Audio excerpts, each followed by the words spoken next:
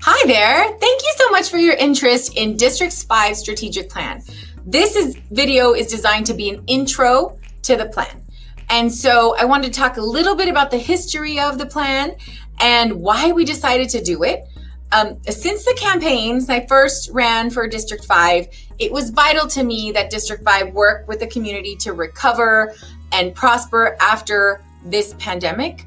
And historically, District 5 has had strong leaders like David Yetman, my favorite Congressman, Raul Grijalva, my dad, Richard Elias, and Betty Villegas.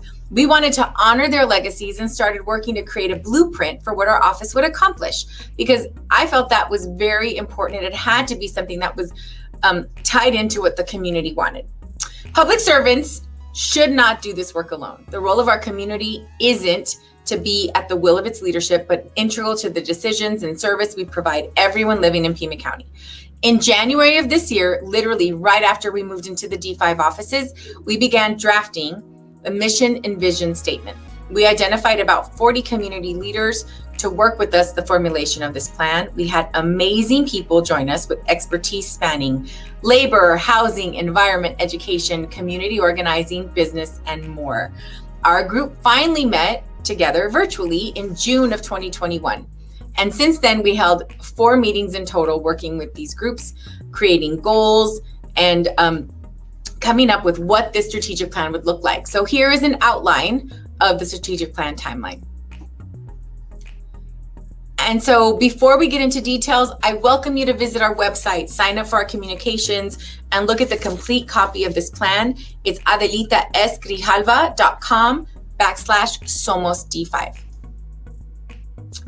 And now we're going to look at the driving values of the strategic plan. The District 5 strategic plan has been crafted with a pro-equity lens aimed to defend, work with, and empower the D5 community, especially its most underserved residents. The integral to D5's strategic plan, while not always specifically stated, is the recognition that historical and ongoing systemic discrimination disproportionately impacts working and poor families, women, children, the elderly, Black, Indigenous, people of color, immigrants and refugees, undocumented and mixed status families, people without homes, the LGBTQAI+ community, the differently abled, and other communities. These acknowledgements have guided our document and the priorities contained within. And I do want to go over our mission and vision. Our vision statement is we are D5, a community, we are District 5, a comunidad that strives to provide enduring opportunities to lead diverse, safe, and productive lives through equitable access to education, housing, and a healthy environment. Mission statement is we will reach our shared vision of a healthy, thriving community by honoring and preserving our history and environment and maintaining a vision of hope for future generations. We will collaborate with neighborhoods and essential partners to create a systemic change and advance shared policy goals. Somos District 5. So these are our District 5 priorities: housing the people can afford, education, environment and climate change, and healthy and safe communities. We worked really hard with our community members to come up with SMART goals: specific, measurable, achievable, realistic, and timely.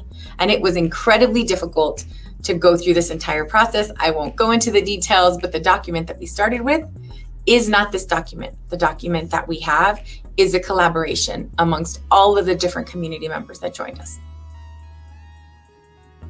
So here is education. And if you look at this slide, it has education, cultivate equitable access to educational opportunities, defend and enhance public schools, produce and help produce engaging and helpful information about District 5. And here we have support robust educational experiences. And let me get that one. Support robust and educational experiences. And under cultivate equitable access, if you look here, and you can take a screenshot or you can download the document and follow along. If you look under cultivate equitable access to educational opportunities, by December 2021, D5 will track, guide, and amend as needed Pima County's newly established Pima Early Education Program. D5 will track the statistics of the Arizona Education Progress Meter and collaborate with district schools to ensure that their students are reaching the goals outlined in the Progress Meter. D5 will collaborate with families, schools, and Pima Community College and the University of Arizona to formulate pathways for success, beginning with pre-K education. So that is just, those are just 3 bullets in this one of the strategic goal areas. Next, we have environment and climate resiliency. Expand access to clean air and water, defend and restore, expand and connect public lands, enhance the urban environment at the neighborhood level. And so specifically under this area here, if we look at by October 2021, and I think it's important that we look at these goals and that we do have an implementation plan, that we are being held accountable to reaching specific goals within this plan. That was really critically important because we don't want to go through this entire process and not have a way to measure.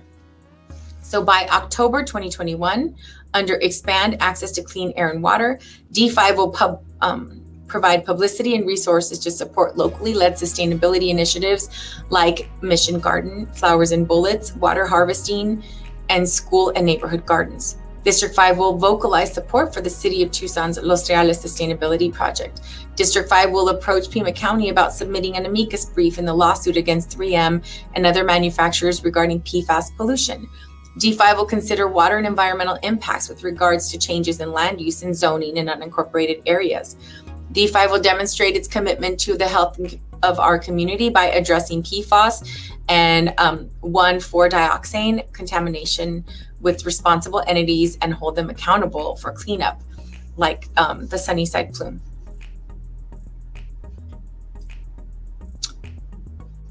Here's more on environment and climate resiliency. Enhance the urban environment at the neighborhood level. By January 2022, D5 will promote 1,000 hours outside national program designed to encourage youth to spend 1,000 hours in outside activities annually. D5 will maintain a list of environmental partners that could serve on advisory capacity and as service learning sites for community volunteers. Healthy and safe communities.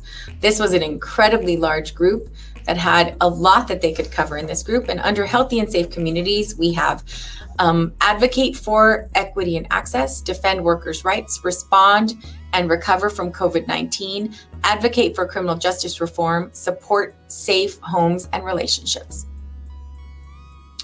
And details in that, under advocate for equity and access, I'll just read this first bullet right here. By January of 2022, D5 will demonstrate advocacy and inclusion of communities of color and low-income communities through budgetary decisions and policies that increase funding minimally 5% annually for community-based programs and projects like neighborhood reinvestment, pocket parks, preschool, etc.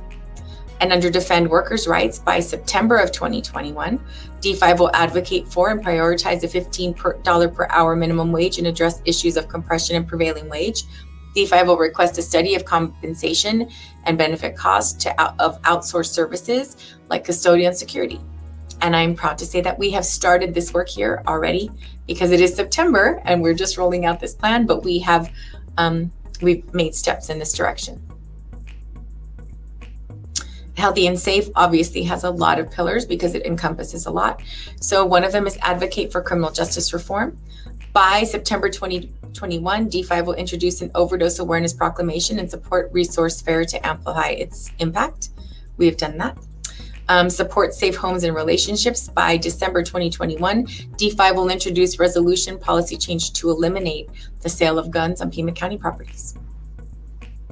Housing that people can afford, support affordable and sustainable rentals and home ownership, prevent evictions, promote affordable utilities and internet access. And if you look under these, it says there is a severe shortage of housing that is affordable, creating hardships and evictions and exacerbating the number of people without housing. We had a really motivated group here.